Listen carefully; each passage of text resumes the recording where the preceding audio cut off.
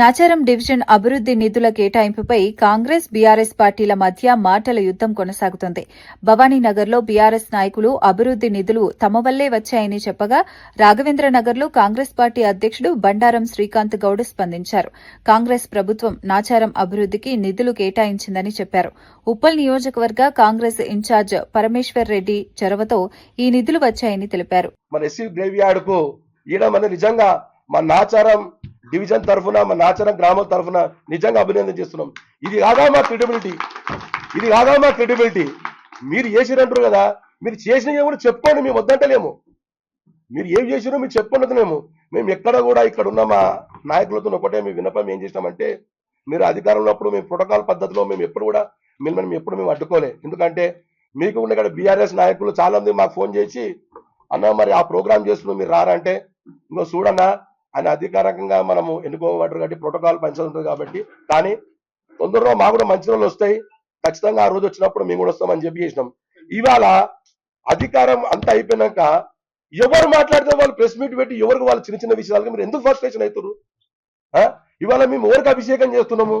మన ముఖ్యమంత్రి, మన రాష్ట్ర ముఖ్యమంత్రికి పాలాభిషేకం చేస్తే మీకేం బాధ? దానివల్ల మీకేం ఇబ్బంది అవుతుంది? మీకేం ఇబ్బంది అవుతుందని చెప్పి నీ సందర్భంగా అడుగుతున్నా.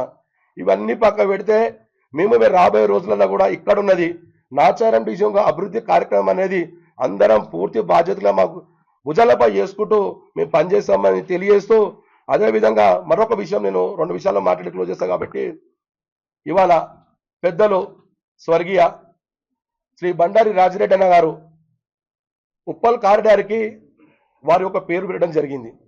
నిజంగా ఉప్పల్ కాన్స్టిట్యున్సీ లో ఉన్న ప్రతి ఒక్క కాంగ్రెస్ నాయకుడు చాలా అభినందించి మేము ఆనందపడ్డాం.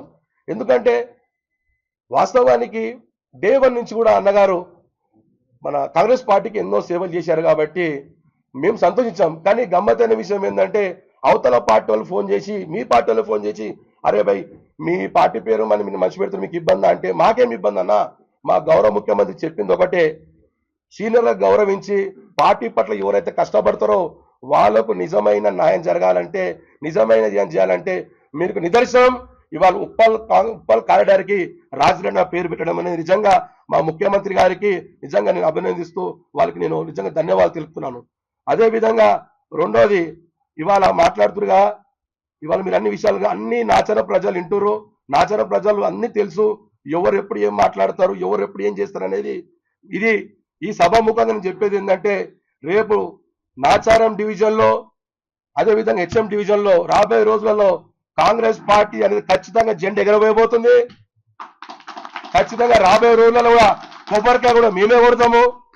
ఈ 2 డివిజన్లలో కూడా ఖచ్చితంగా ఏ పనున్నా కూడా మేమందరం కూడా మా భుజాలపై చేసుకుని చెప్పి ఈ సందర్భంగా తెలియజేస్తూ, మరి ఇక్కడ విచ్చేసిన మా పెద్దలందరికీ మరొకసారి ధన్యవాదాలు తెలియజేస్తూ, మరి ఇప్పుడే మా అన్న పెద్దలు మన టీపీసీసీ స్టేట్ కన్వీనర్ హెచ్ఆర్ మున్నన్న గారు, అదేవిధంగా డీసీసీ స్పోక్ పర్సన్ గారు వాళ్ళ యొక్క అమూల్య సందేశాన్ని చెప్తున్నారు.